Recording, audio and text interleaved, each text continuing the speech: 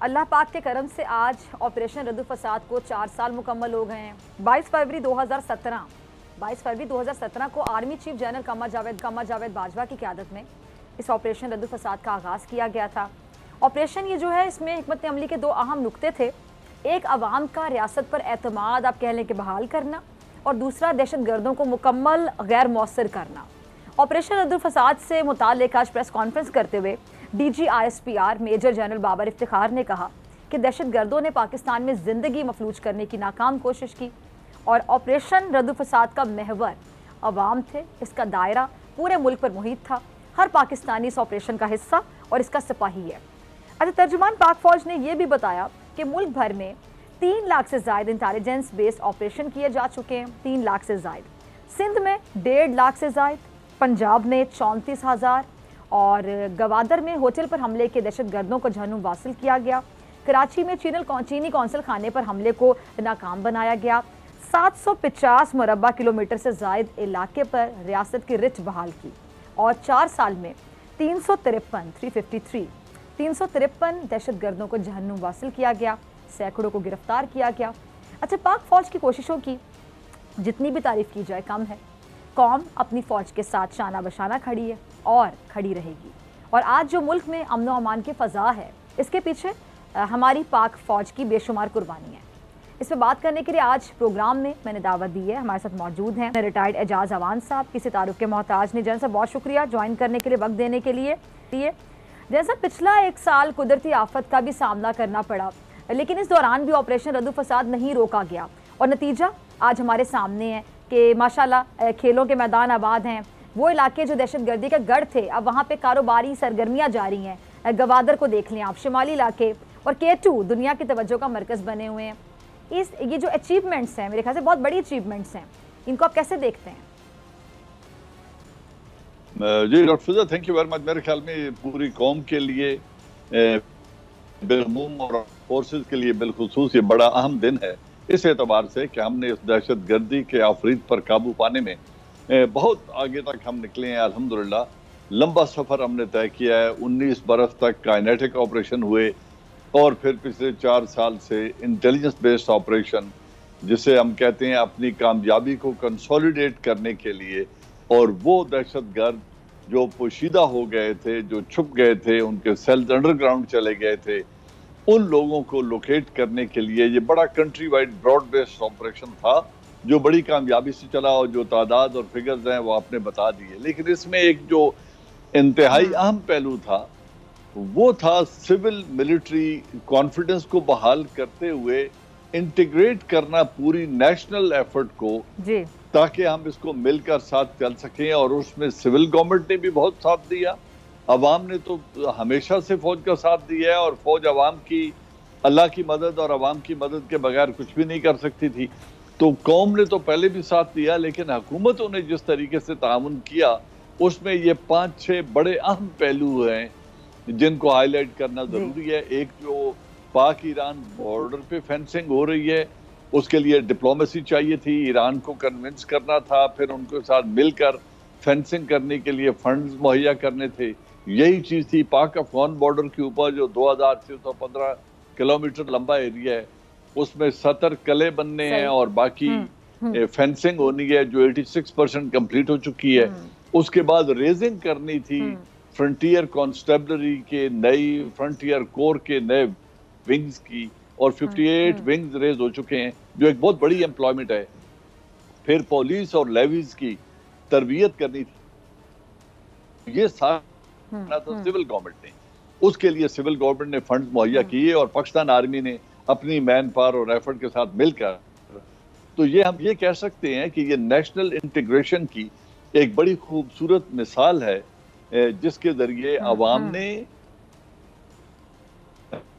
حکومت، civil government نے، armed forces نے، جس میں تمام لا انفورسمنٹ ایجنسیز شامل ہیں، پولیس ہے، فرنٹیئر کانسٹیبلری ہے، فرنٹیئر کور ہے، رینجرز ہیں، سب نے مل کر اتنا کام کیا کہ آج ہم الحمدللہ دیکھتے ہیں کہ ملک میں انہوں نے ایک ٹرم یوز کی ڈی جی ISPR نے، فرام ٹیررزم ٹو ٹورزم۔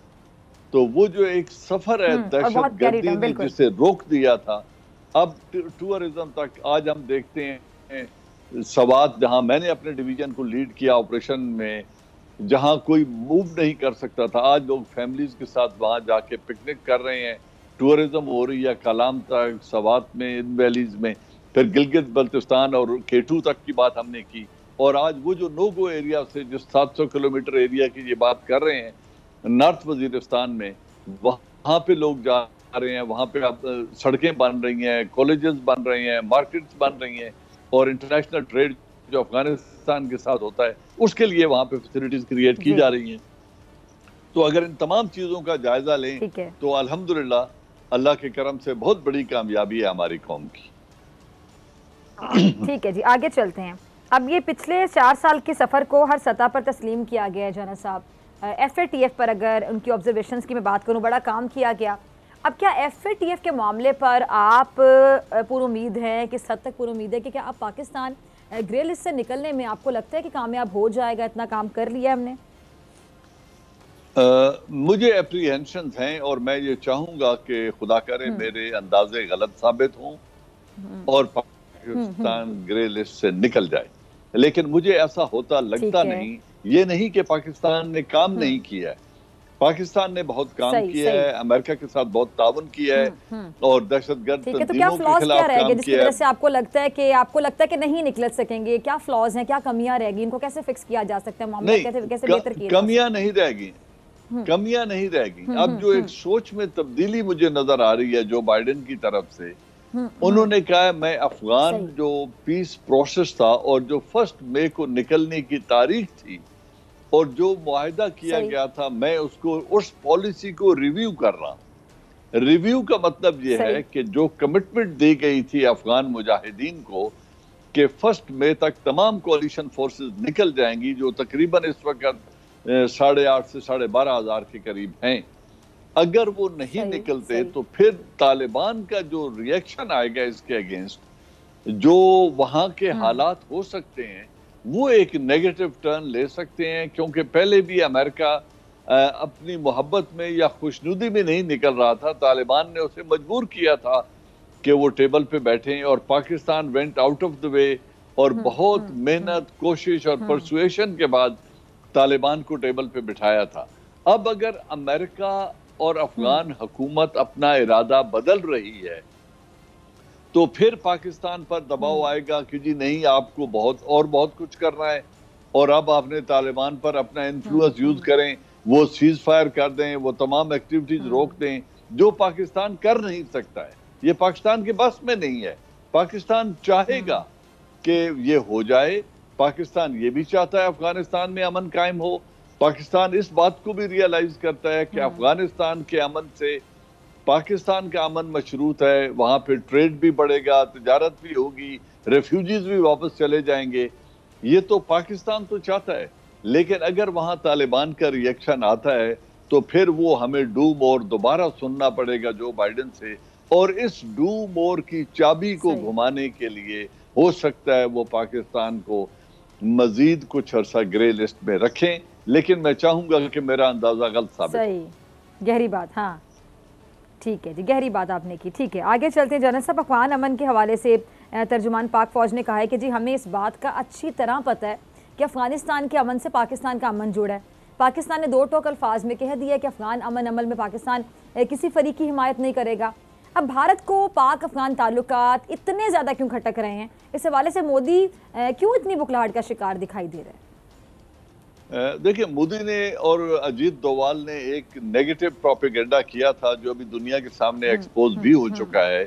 ان کی ہمیشہ یہ کوشش رہی ہے اور وہ باور کراتے رہے ہیں دنیا کو ہمیشہ سے کہ اگر افغانستان میں امن قائم ہو جاتا ہے تو یہ طالبان کشمیر میں آ کر مسلمانوں کی مدد کریں گے اور انڈیا انسیکیور ہو جائے گا۔